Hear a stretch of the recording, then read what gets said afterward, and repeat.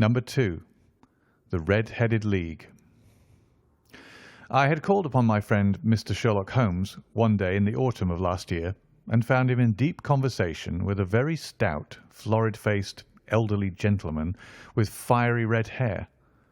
With an apology for my intrusion, I was about to withdraw when Holmes pulled me abruptly into the room and closed the door behind me. "You could not possibly have come at a better time, my dear Watson," he said cordially. "I was afraid that you were engaged." "So I am. Very much so." "Then I can wait in the next room." "Not at all. This gentleman, Mr. Wilson, has been my partner and helper in many of my most successful cases, and I have no doubt that he will be of the utmost use to me in yours also." The stout gentleman half rose from his chair and gave a bob of greeting, with a quick little questioning glance from his small, fat-encircled eyes. "Try the settee," said Holmes, relapsing into his armchair and putting his fingertips together, as was his custom when in judicial moods. "I know, my dear Watson, that you share my love of all that is bizarre and outside the conventions and humdrum routine of everyday life. You have shown your relish for it by the enthusiasm which has prompted you to chronicle and, if you will excuse my saying so, somewhat to embellish so many of my own little adventures." "Your cases have indeed been one of the greatest interest to me," I observed. "You will remember that I remarked the other day, just before we went into the very simple problem presented by Miss Mary Sutherland, that for strange effects and extraordinary combinations we must go to life itself, which is always far more daring than any effort of the imagination." "A proposition which I took the liberty of doubting." "You did, Doctor. But none the less you must come round to my view, for otherwise I shall keep on piling fact upon fact on you, until your reason breaks down under them and acknowledges me to be right.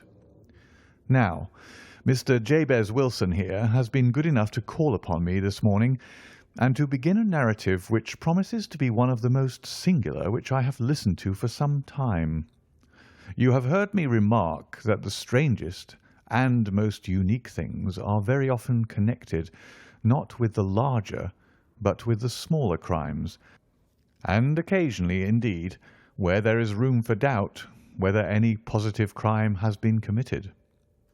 As far as I have heard, it is impossible for me to say whether the present case is an instance of crime or not, but the course of events is certainly among the most singular that I have ever listened to.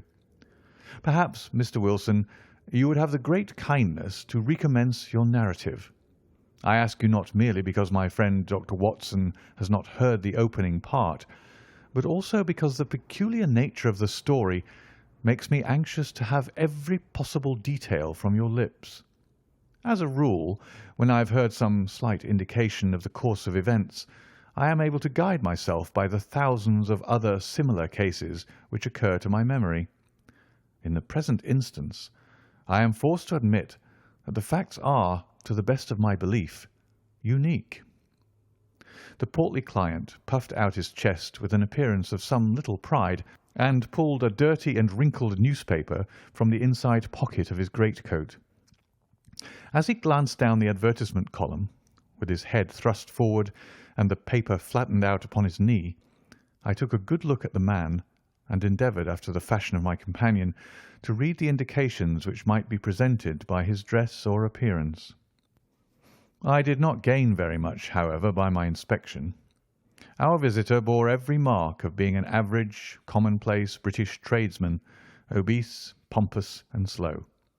He wore rather baggy grey shepherd's check trousers, a not over-clean black frock-coat, unbuttoned in the front, and a drab waistcoat with a heavy brassy Albert chain, and a square pierced bit of metal dangling down as an ornament. A frayed top hat and a faded brown overcoat with a wrinkled velvet collar lay upon a chair beside him. Altogether, look as I would, there was nothing remarkable about the man save his blazing red head and the expression of extreme chagrin and discontent upon his features. Sherlock Holmes' quick eye took in my occupation, and he shook his head with a smile as he noticed my questioning glances. Beyond the obvious facts that he has at some time done manual labour, that he takes snuff, that he is a Freemason, that he has been in China, and that he has done a considerable amount of writing lately, I can deduce nothing else." Mr. Jabez Wilson started up in his chair with his forefinger upon the paper, but his eyes upon my companion. "How in the name of good fortune did you know all that, Mr. Holmes?" he asked. "How did you know, for example, that I did manual labour? It's as true as gospel, for I began as a ship's carpenter." "Your hands, my dear sir. Your right hand is quite a size larger than your left. You have worked with it, and the muscles are more developed." "Well, the snuff, then, and the Freemasonry." "I won't insult your intelligence by telling you how I read that, especially as, rather against the strict rules of your order, you use an arc and compass breastpin." "Ah, of course. I forgot that. But the writing?" "What else can be indicated by that right cuff, so very shiny for 5 inches, and the left one with the smooth patch near the elbow, where you rest it upon the desk?" "Well, but China?" "The fish that you have tattooed immediately above your right wrist could only have been done in China. I have made a small study of tattoo marks, and have even contributed to the literature of the subject. That trick of staining the fish's scales of a delicate pink is quite peculiar to China. When, in addition, I see a Chinese coin hanging from your watch chain, the matter becomes even more simple." Mr. Jabez Wilson laughed heavily. "Ha, ha! Well, I never!" said he. "I thought at first that you had done something clever, but I see that there was nothing in it after all." "I begin to think, Watson," said Holmes, "that I make a mistake in explaining. Omne ignotum pro magnifico. You know, and my poor little reputation, such as it is, will suffer shipwreck if I am so candid. Can you not find the advertisement, Mr. Wilson?" Yes, I have got it now," he answered with his thick red finger planted halfway down the column. "Here it is. This is what began it all. You just read it for yourself, sir." I took the paper from him and read as follows: "To the Red-Headed League. On account of the bequest of the late Ezekiah Hopkins of Lebanon, Pennsylvania, USA, there is now another vacancy open which entitles a member of the League to a salary of £4 a week for purely nominal services. All red-headed men who are sound in body and mind and above the age of 21 years are eligible.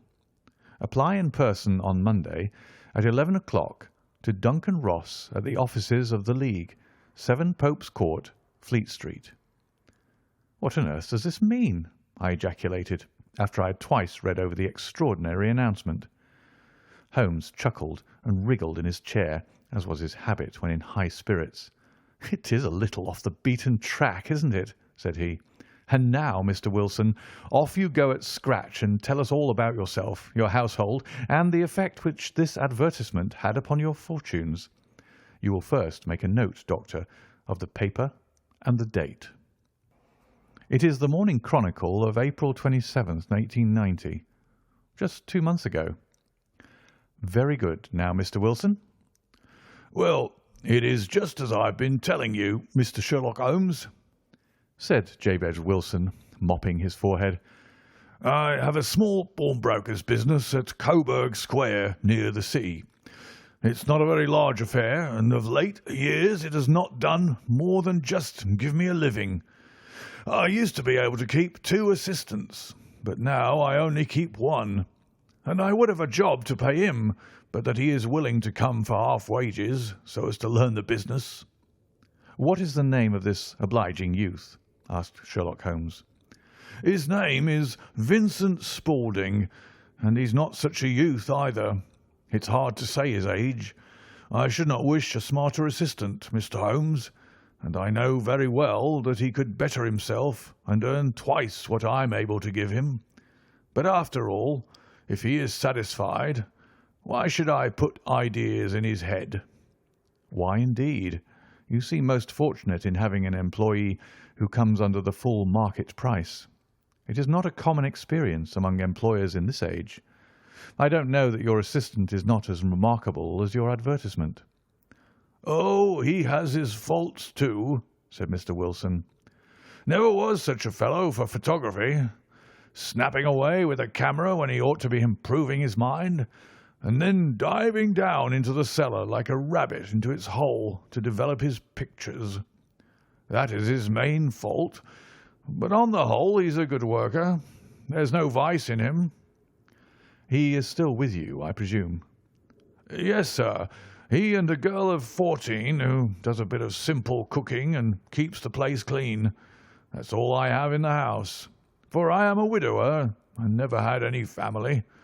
We live very quietly, sir, the three of us, and we keep a roof over our heads and pay our debts if we do nothing more.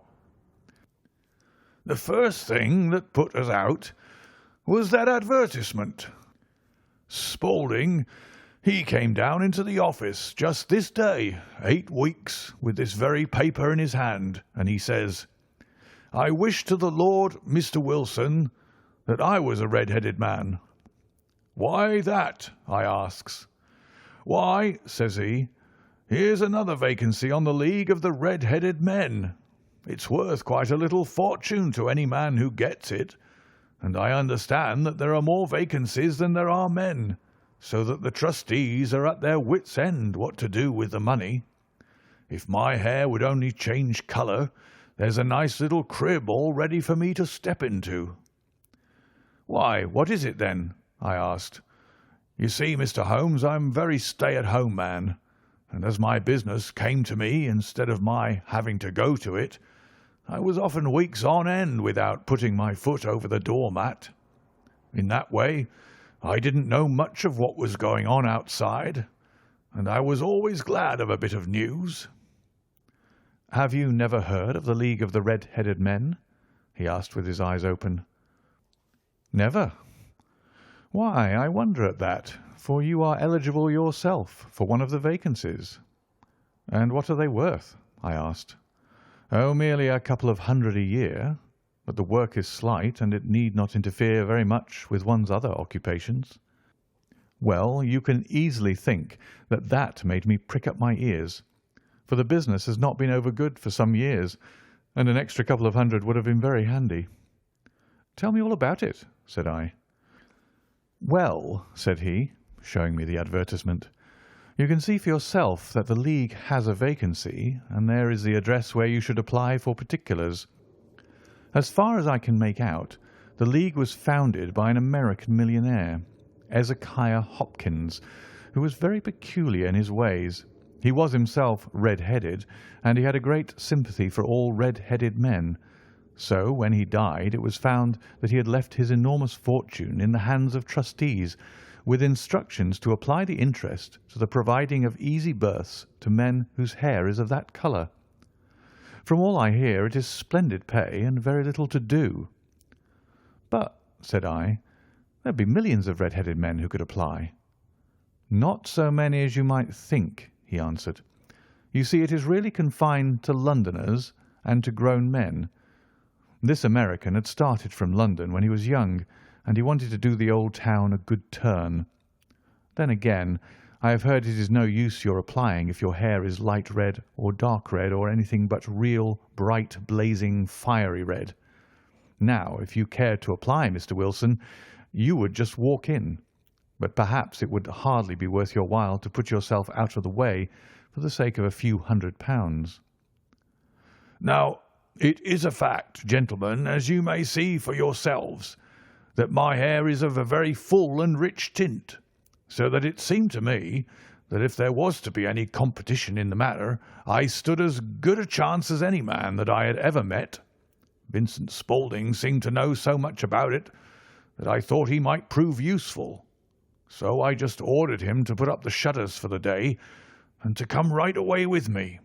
He was very willing to have a holiday, so we shut the business up and started off for the address that was given us in the advertisement. I never hope to see such a sight as that again, Mr. Holmes. From north, south, east, and west, Every man who had a shade of red in his hair had tramped into the city to answer the advertisement. Fleet Street was choked with red-headed folk, and Pope's Court looked like a coster's orange barrow. I should not have thought there were so many in the whole country as were brought together by that single advertisement. Every shade of colour they were: straw, lemon, orange, brick, Irish setter, liver, clay. But, as Spaulding said, there were not many who had the real vivid flame-coloured tint. When I saw how many were waiting, I would have given it up in despair, but Spaulding would not hear of it. How he did it I could not imagine, but he pushed and pulled and butted until he got me through the crowd and right up to the steps which led to the office. There was a double stream upon the stair, some going up in hope and some coming back dejected. But we wedged in as well as we could and soon found ourselves in the office. "Your experience has been a most entertaining one," remarked Holmes as his client paused and refreshed his memory with a huge pinch of snuff. "Pray continue your very interesting statement." There was nothing in the office but a couple of wooden chairs and a deal table, behind which sat a small man with a head that was even redder than mine. He said a few words to each candidate as he came up, and then he always managed to find some fault in them which would disqualify them. Getting a vacancy did not seem to be such a very easy matter after all. However, when our turn came, the little man was much more favourable to me than to any of the others, and he closed the door as we entered, so that he might have a private word with us. "This is Mr. Jabez Wilson," said my assistant. "and he is willing to fill in a vacancy in the League." "And he is admirably suited for it," the other answered. "He has every requirement. I cannot recall when I have seen anything so fine." He took a step backward, cocked his head on one side, and gazed at my hair until I felt quite bashful. Then suddenly he plunged forward, wrung my hand, and congratulated me warmly on my success. "It would be injustice to hesitate," said he. "You will, however, I am sure, excuse me for taking an obvious precaution." With that he seized my hair in both his hands and tugged until I yelled with the pain. "There is water in your eyes," said he as he released me. "I perceive that all is as it should be, but we have to be careful, for we have twice been deceived by wigs and once by paint. I could tell you tales of cobbler's wax which would disgust you with human nature." He stepped over to the window and shouted through it at the top of his voice that the vacancy was filled. A groan of disappointment came up from below, and the folk all trooped away in different directions until there was not a red head to be seen, except my own and that of the manager. "My name," said he, "is Mr. Duncan Ross, and I am myself one of the pensioners upon the fund left by our noble benefactor. Are you a married man, Mr. Wilson? Have you a family?" I answered that I had not. His face fell immediately. "Dear me," he said gravely, "that is very serious indeed. I am sorry to hear you say that. The fund was, of course, for the propagation and spread of the red heads as well as for their maintenance. It is exceedingly unfortunate that you should be a bachelor." My face lengthened at this, Mr. Holmes, for I thought that I was not to have the vacancy after all. But after thinking it over for a few minutes, he said that it would be all right. "In the case of another," said he, "the objection might be fatal, but we must stretch a point in favour of a man with such a head of hair as yours. When shall you be able to enter upon your new duties?" "Well, it is a little awkward, for I have a business already," said I. "Oh, never mind about that, Mr. Wilson," said Vincent Spaulding. "I shall be able to look after that for you." "What would be the hours?" I asked. 10 to 2. "Now, a pawnbroker's business is mostly done of an evening, Mr. Holmes, especially Thursday and Friday evening, which is just before payday, so it would suit me very well to earn a little in the mornings. Besides, I knew that my assistant was a good man, and that he would see to anything that turned up."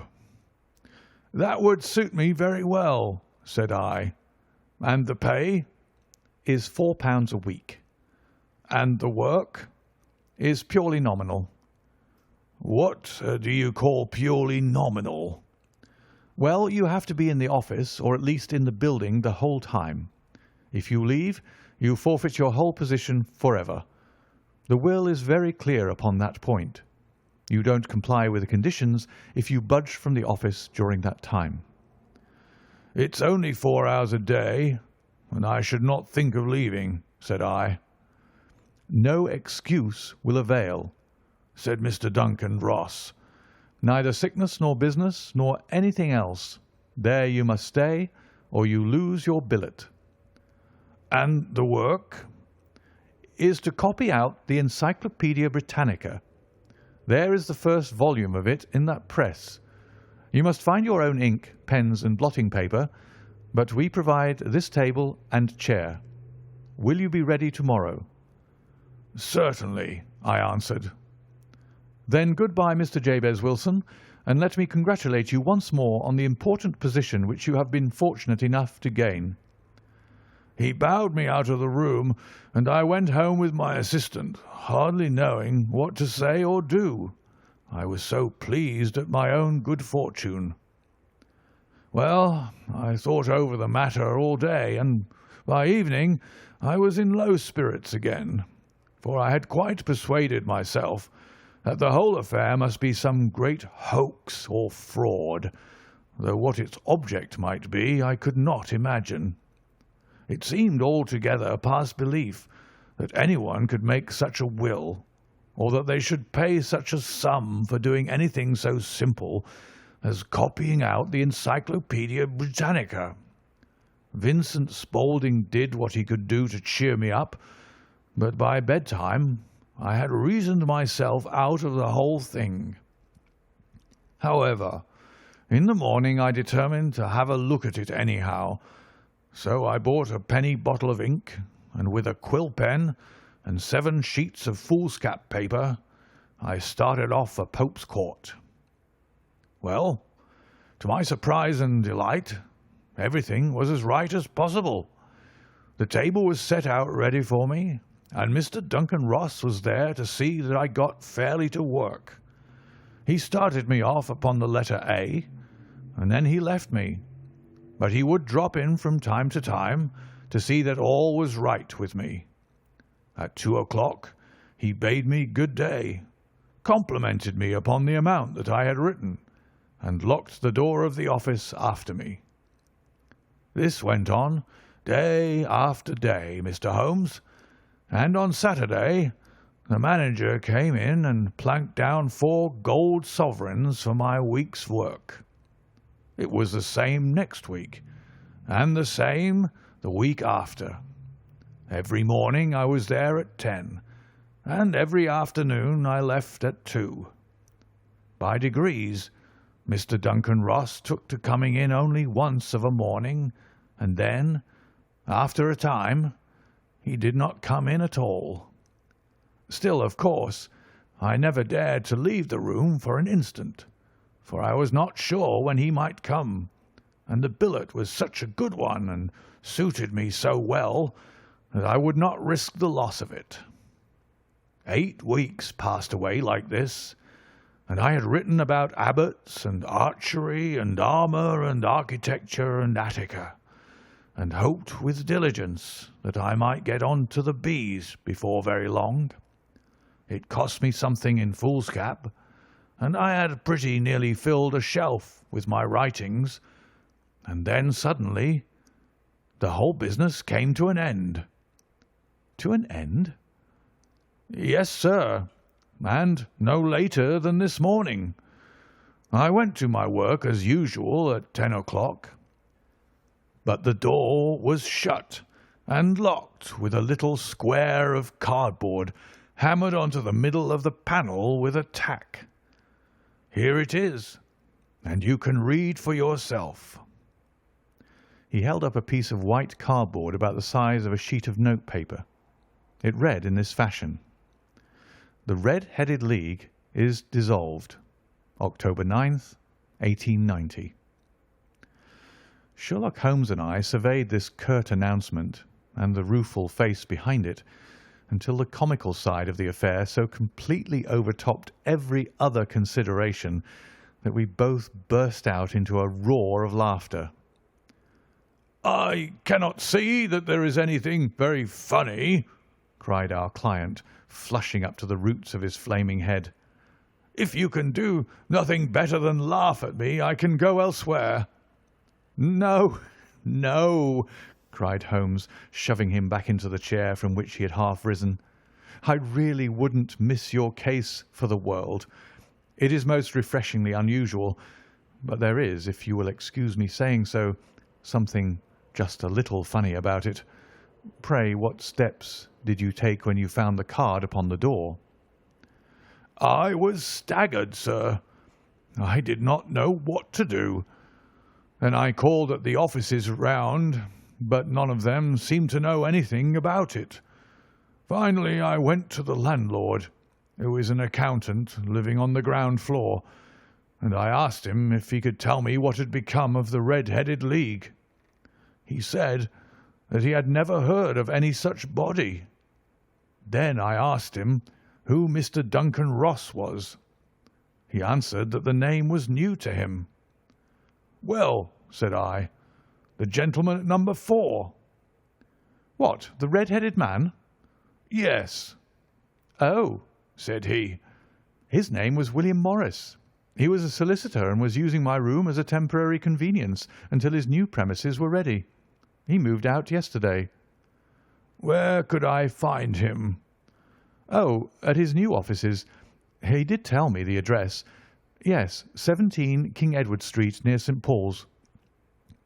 "I started off, Mr. Holmes, but when I got to that address, it was a manufactory of artificial kneecaps, and no one in it had ever heard of either Mr. William Morris or Mr. Duncan Ross." "And what did you do then?" asked Holmes. "I went home to Saxe Coburg Square, and I took the advice of my assistant, but he could not help me in any way. He could only say that if I waited, I should hear by post. But that was not quite good enough, Mr. Holmes. I did not wish to lose such a place without a struggle. So, as I had heard that you were good enough to give advice to poor folk who were in need of it, I came right away to you." "And you did very wisely," said Holmes. "Your case is an exceedingly remarkable one, and I shall be happy to look into it. From what you have told me, I think that it is possible that graver issues hang from it than might at first sight appear." "Grave enough," said Mr. Jabez Wilson. "Why, I have lost £4 a week." "As far as you are personally concerned," remarked Holmes, "I do not see that you have any grievance against this extraordinary league. On the contrary, you are, as I understand, richer by some £30, to say nothing of the minute knowledge which you have gained on every subject which comes under the letter A. You have lost nothing by them." "No, sir, but I want to find out about them, and who they are, and what their object was in playing this prank, if it was a prank, upon me. It was a pretty expensive joke for them, for it cost them £32. "We shall endeavour to clear up these points for you. And first, 1 or 2 questions, Mr. Wilson. This assistant of yours who first called your attention to the advertisement, How long had he been with you?" "Oh, about a month then." "How did he come?" "In answer to an advertisement." "Was he the only applicant?" "No, I had a dozen." "Why did you pick him?" "Because he was handy and would come cheap." "At half wages, in fact?" "Yes." "What is he like, this Vincent Spaulding?" "Small, stout built, very quick in his ways, no hair on his face, though he's not short of 30. Has a white splash of acid upon his forehead." Holmes sat up in his chair in considerable excitement. "I thought as much," said he. "Have you ever observed that his ears are pierced for earrings?" "Yes, sir. He told me that a gypsy had done it for him when he was a lad." Said Holmes, sinking back in deep thought. "He is still with you?" "Oh, yes, sir. I have only just left him." "And has your business been attended to in your absence?" "Nothing to complain of, sir. There's never very much to do of a morning." "That will do, Mr. Wilson. I shall be happy to give you an opinion upon the subject in the course of a day or two. To-day is Saturday, and I hope that by Monday we may come to a conclusion." "Well, Watson," said Holmes when our visitor had left us, "what do you make of it all?" "I make nothing of it," I answered frankly. "It is a most mysterious business." "As a rule," said Holmes, "the more bizarre a thing is, the less mysterious it proves to be.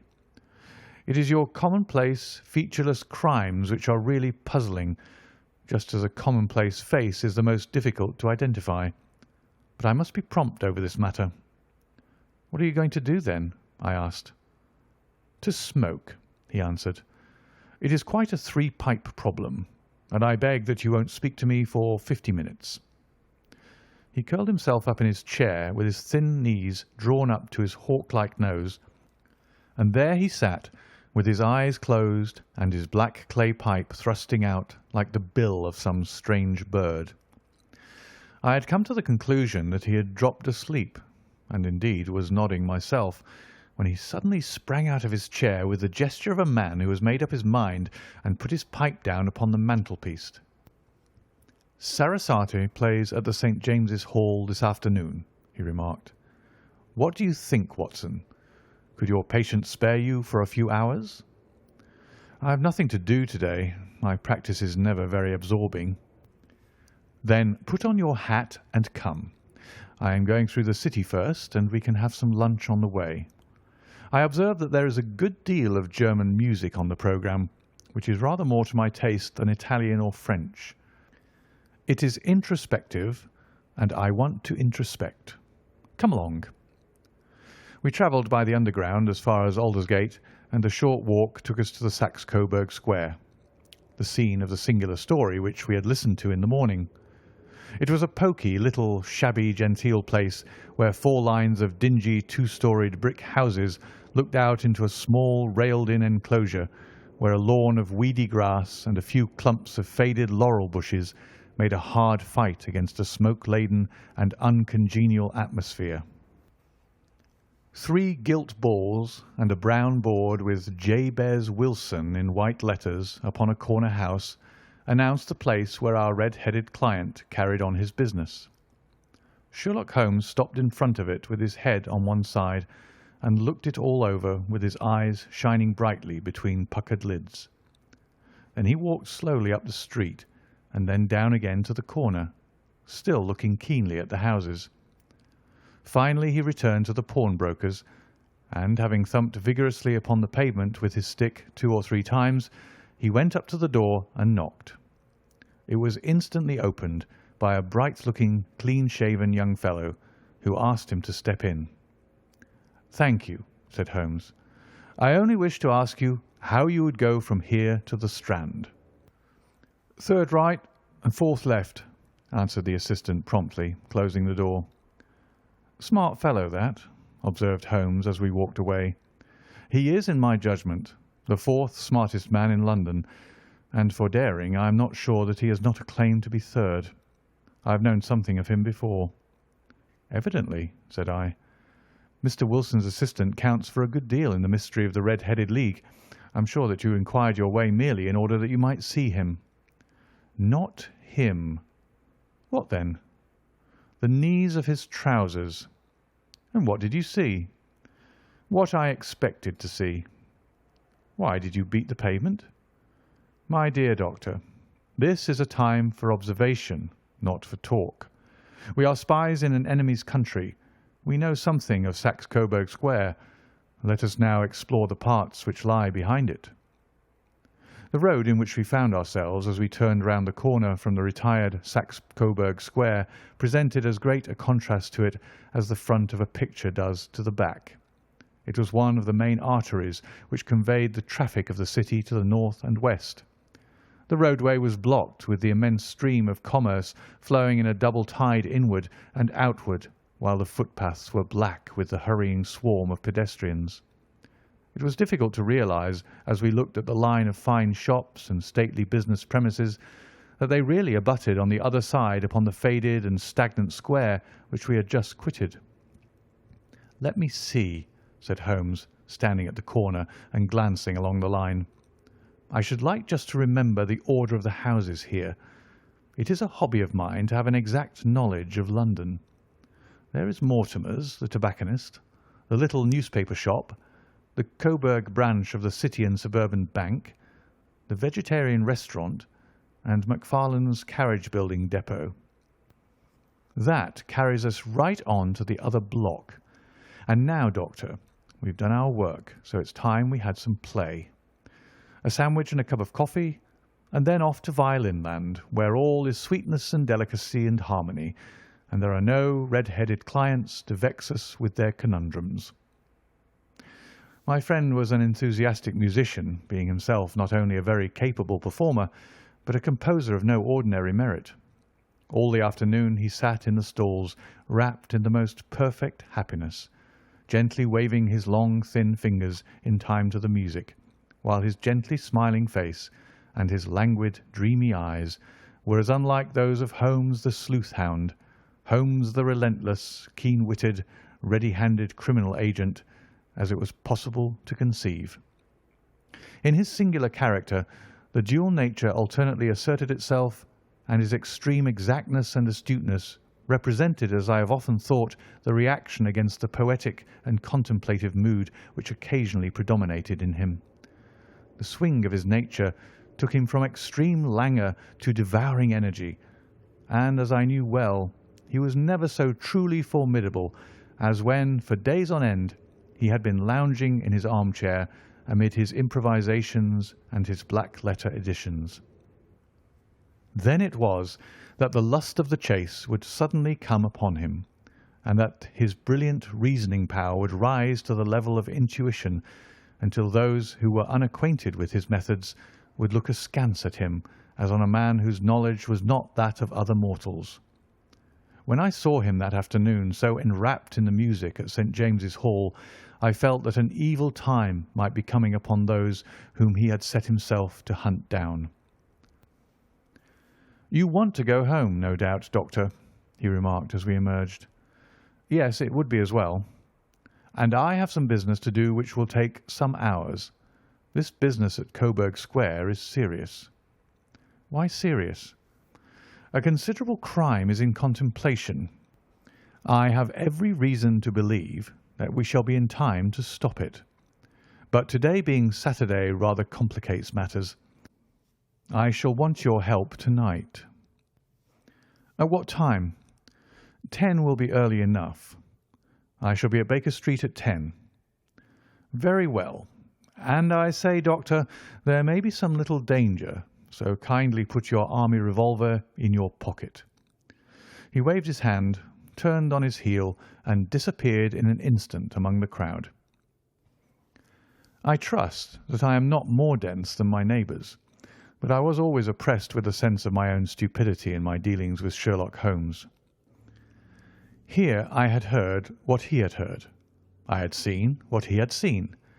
And yet from his words it was evident that he saw clearly not only what had happened, but what was about to happen, while to me the whole business was still confused and grotesque.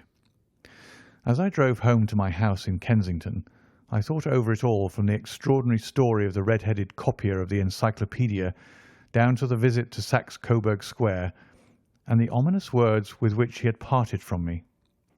What was this nocturnal expedition, and why should I go armed? Where were we going, and what were we to do? I had the hint from Holmes that this smooth-faced pawnbroker's assistant was a formidable man, a man who might play a deep game. I tried to puzzle it out, but gave it up in despair and set the matter aside until night should bring an explanation. It was 9:15 when I started from home and made my way across the park and so through Oxford Street to Baker Street. 2 hansoms were standing at the door, and as I entered the passage I heard the sound of voices from above. On entering his room, I found Holmes in animated conversation with 2 men, one of whom I recognised as Peter Jones, the official police agent, while the other was a long, thin, sad-faced man with a very shiny hat and oppressively respectable frock-coat. "Ha! Our party is complete," said Holmes, buttoning up his pea-jacket and taking his heavy hunting crop from the rack. "Watson, I think you know Mr. Jones of Scotland Yard. Let me introduce you to Mr. Merryweather, who is to be our companion in tonight's adventure." "We are hunting in couples again, Doctor, you see," said Jones in his consequential way. "Our friend here is a wonderful man for starting a chase. All he wants is an old dog to help him to do the running down." "I hope a wild goose may not prove to be the end of our chase," observed Mr. Merryweather gloomily. "You may place considerable confidence in Mr. Holmes, sir," said the police agent loftily. "He has his own little methods, which are, if you won't mind my saying so, just a little too theoretical and fantastic, but he has the makings of a detective in him. It is not too much to say that once or twice, as in that business of the Sholto murder and the Agra treasure, he has been more nearly correct than the official force." "Oh, if you say so, Mr. Jones, it is all right," said the stranger with deference. "Still, I confess that I miss my rubber. It is the first Saturday night for 27 years that I have not had my rubber." "I think you will find," said Sherlock Holmes, "that you will play for a higher stake tonight than you have ever done yet, and that the play will be more exciting. For you, Mr. Merryweather, the stake will be some £30,000, and for you, Jones, it will be the man upon whom you wish to lay your hands." "John Clay, the murderer, thief, smasher, and forger. He's a young man, Mr. Merryweather, but he is at the head of his profession, and I would rather have my bracelets on him than any criminal in London. He's a remarkable man, is young John Clay. His grandfather was a royal duke, and he himself has been to Eton and Oxford. His brain is as cunning as his fingers, and though we might meet signs of him at every turn, we never know where to find the man himself. He'll crack a crib in Scotland one week and be raising money to build an orphanage in Cornwall the next. I've been on his track for years and have never set eyes on him yet." "I hope that I might have the pleasure of introducing you tonight." "I've had 1 or 2 little turns also with Mr. John Clay, and I agree with you that he is at the head of his profession. It is past 10, however, and quite time that we started. If you two will take the first hansom, Watson and I will follow in the second." Sherlock Holmes was not very communicative during the long drive, and lay back in the cab humming the tunes which he had heard in the afternoon. We rattled through an endless labyrinth of gaslit streets until we emerged into Farrington Street. "We are close there now," my friend remarked. "This fellow Merryweather is a bank director, and personally interested in the matter. I thought it as well to have Jones with us also. He's not a bad fellow, though an absolute imbecile in his profession. He has one positive virtue. He's as brave as a bulldog and as tenacious as a lobster if he gets his claws upon anyone. Here we are, and they are waiting for us." We had reached the same crowded thoroughfare in which we had found ourselves in the morning. Our cabs were dismissed, and following the guidance of Mr. Merryweather, we passed down a narrow passage and through a side door which he opened for us. Within there was a small corridor which ended in a very massive iron gate. This also was opened and led down a flight of winding stone steps, which terminated at another formidable gate. Mr. Merryweather stopped to light a lantern, and then conducted us down a dark, earth-smelling passage, and so, after opening a third door into a huge vault or cellar, which was piled all round with crates and massive boxes. "You are not very vulnerable from above," Holmes remarked, as he held up the lantern and gazed about him. "Nor from below," said Mr. Merryweather, striking his stick upon the flags which lined the floor. "Why, dear me, it sounds quite hollow," he remarked, looking up in surprise. "I must really ask you to be a little more quiet," said Holmes severely. "You have already imperilled the whole success of our expedition. Might I beg that you would have the goodness to sit down upon one of these boxes, and not to interfere?"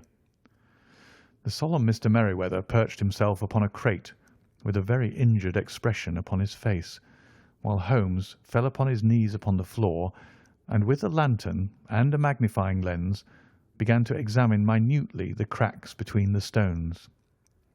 A few seconds sufficed to satisfy him, for he sprang to his feet again and put his glass in his pocket.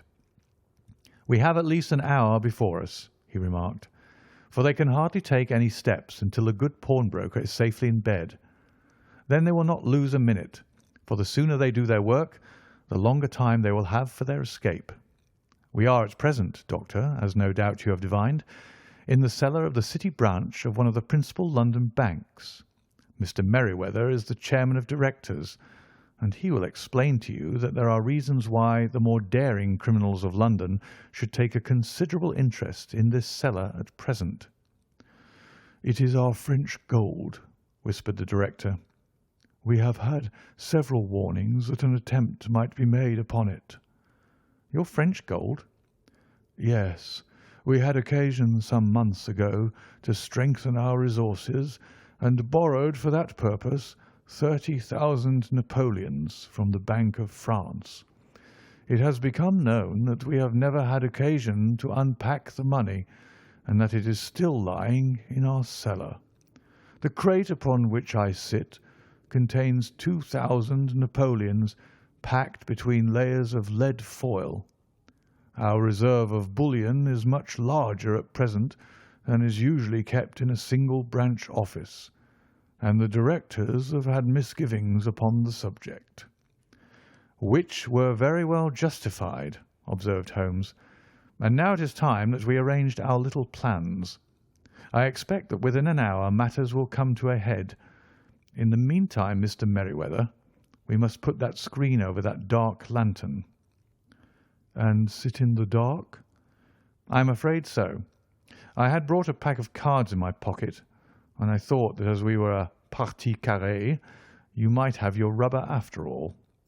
But I see that the enemy's preparations have gone so far that we cannot risk the presence of a light. And first of all, we must choose our positions. These are daring men, and though we shall take them at a disadvantage, they may do us some harm unless we are careful. I shall stand behind this crate, and do you conceal yourselves behind those. Then, when I flash a light upon them, close in swiftly. If they fire, Watson, have no compunction about shooting them down." I placed my revolver, cocked, upon the top of the wooden case behind which I crouched. Holmes shot the slide across the front of his lantern and left us in pitch darkness. Such an absolute darkness as I had never before experienced. The smell of hot metal remained to assure us that the light was still there, ready to flash out at a moment's notice. To me, with my nerves worked up to a pitch of expectancy, there was something depressing and subduing in the sudden gloom and in the cold, dank air of the vault. "They have but one retreat," whispered Holmes. "That is back through the house into Saxe Coburg Square. I hope that you have done what I asked you, Jones." "I have an inspector and 2 officers waiting at the front door." "Then we have stopped all the holes, and now we must be silent and wait." What a time it seemed! From comparing notes afterwards, it was but an hour and a quarter. Yet it appeared to me that the night must have almost gone and the dawn be breaking above us. My limbs were weary and stiff, for I feared to change my position. Yet my nerves were worked up to the highest pitch of tension, and my hearing was so acute that I could hear the gentle breathing of my companions, but I could distinguish the deeper, heavier in-breath of the bulky Jones from the thin, sighing note of the bank director. From my position I could look over the case in the direction of the floor. Suddenly my eyes caught the glint of a light. At first it was but a lurid spark upon the stone pavement. Then it lengthened out until it became a yellow line, and then, without any warning or sound, a gash seemed to open, and a hand appeared, a white, almost womanly hand, which felt about in the centre of the little area of the light. For a minute or more the hand, with its writhing fingers, protruded out of the floor. Then it was withdrawn as suddenly as it appeared, and all was dark again, save the single lurid spark which marked a chink between the stones. Its disappearance, however, was but momentary. With a rending, tearing sound, one of the broad white stones turned over upon its side and left a square, gaping hole through which streamed the light of a lantern. Over the edge there peeped a clean-cut, boyish face, which looked keenly about it, and then, with a hand on either side of the aperture, drew itself shoulder-high and waist-high until one knee rested upon the edge. In another instant he stood at the side of the hole and was hauling after him a companion, lithe and small like himself, with a pale face and a shock of very red hair. "It is all clear," he whispered. "Have you the chisel and the bags? Great Scott! Jump, Archie, jump, and I'll swing for it." Sherlock Holmes had sprung out and seized the intruder by the collar. The other dived down the hole, and I heard the sound of rending cloth as Jones clutched at his skirts. The light flashed upon the barrel of a revolver, but Holmes' hunting crop came down on the man's wrist, and the pistol clinked upon the stone floor. "It's no use, John Clay," said Holmes blandly. "You have no chance at all." "So I see," the other answered with the utmost coolness. "I fancy that my pal is all right, though. I see you've got his coat-tails." "There are 3 men waiting for him at the door," said Holmes. "Oh, indeed, you seem to have done the thing very completely. I must compliment you." "And I you," Holmes answered. "Your red-headed idea was very new and effective." "You'll see your pal again presently," said Jones. "He's quicker at climbing down holes than I am. Just hold out while I fix the derbies." "I beg that you'll not touch me with your filthy hands," remarked our prisoner as the handcuffs clattered upon his wrists. "You may not be aware that I have royal blood in my veins. Have the goodness also, when you address me, always to say 'sir' and 'please.'" "All right," said Jones with a stare and a snigger. "Well, would you please, sir, march upstairs where we can get a cab to carry your highness to the police station?" "That is better," said John Clay serenely. He made a sweeping bow to the 3 of us and walked quietly off in the custody of the detective. "Really, Mr. Holmes," said Mr. Merryweather as we followed them from the cellar, "I do not know how the bank can thank you or repay you. There is no doubt that you have detected and defeated in the most complete manner one of the most determined attempts at bank robbery that have ever come within my experience." "I have had 1 or 2 little scores of my own to settle with Mr. John Clay," said Holmes. "I have been at some small expense over this matter, which I shall expect the bank to refund. But beyond that I am amply repaid by having had an experience which is in many ways unique, and by hearing the very remarkable narrative of the Red-Headed League. You see, Watson," he explained in the early hours of the morning as we sat over a glass of whisky and soda in Baker Street, "it was perfectly obvious from the first that the only possible object of this rather fantastic business of the advertisement of the League and the copying of the encyclopaedia must be to get this not-over-bright pawnbroker out of the way for a number of hours every day. It was a curious way of managing it, but really it would be difficult to suggest a better. The method was no doubt suggested to Clay's ingenious mind by the colour of his accomplice's hair. The £4 a week was a lure which must draw him, and what was it to them who were playing for thousands?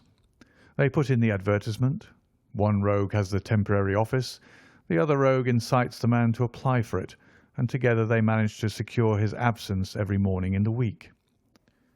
From the time that I heard of the assistant having come for half wages, it was obvious to me that he had some strong motive for securing the situation. But how could you guess what the motive was? Had there been women in the house, I should have suspected a mere vulgar intrigue. That, however, was out of the question. The man's business was a small one, and there was nothing in his house which could account for such elaborate preparations and such an expenditure as they were at. It must then be something out of the house. What could it be? I thought of the assistant's fondness for photography and his trick of vanishing into the cellar. The cellar. There was the end of this tangled clue.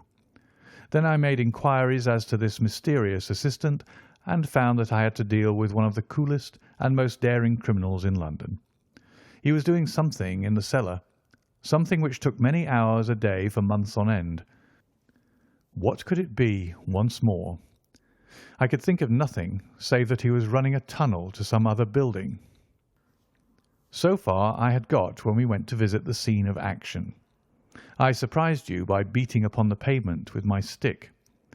I was ascertaining whether the cellar stretched out in front or behind. It was not in front. Then I rang the bell, and, as I hoped, the assistant answered it. We have had some skirmishes, but we had never set eyes upon each other before. I hardly looked at his face. His knees were what I wished to see. You must yourself have remarked how worn, wrinkled, and stained they were. They spoke of those hours of burrowing. The only remaining point was what they were burrowing for. I walked round the corner, saw the City and Suburban Bank abutted on our friend's premises, and felt that I had solved my problem. When you drove home after the concert, I called upon Scotland Yard and upon the chairman of the bank directors, with the result that you have seen. And how could you tell that they would make their attempt tonight? I asked. Well, when they closed their League offices, that was a sign that they cared no longer about Mr. Jabez Wilson's presence. In other words, that they had completed their tunnel. But it was essential that they should use it soon, as it might be discovered or the bullion might be removed. Saturday would suit them better than any other day, as it would give them 2 days for their escape. For all these reasons, I expected them to come tonight. You reasoned it out beautifully, I exclaimed in unfeigned admiration. It is so long a chain, and yet every link rings true. It saved me from ennui, he answered, yawning. Alas, I already feel it closing in upon me. My life is spent in one long effort to escape from the commonplaces of existence. These little problems help me to do so. And you are a benefactor of the race, said I. He shrugged his shoulders. Well, perhaps, after all, it is of some little use, he remarked. L'homme c'est rien, l'œuvre c'est tout, as Gustave Flaubert wrote to George Sand. End of The Red-Headed League.